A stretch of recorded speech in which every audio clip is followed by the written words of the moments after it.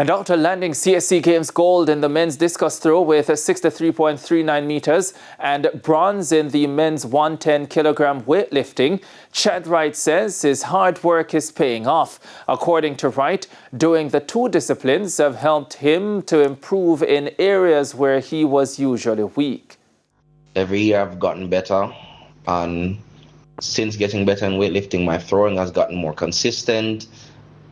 And this year, coming into the CAC Games, it was exciting to be competing in two events and then going through both events and being able to win the discus and then coming back in weightlifting a couple of days later and being able to hit a personal best total is a great feeling for me. And I'm looking forward to next year Pan Ams and also to the World Champs and the Olympics.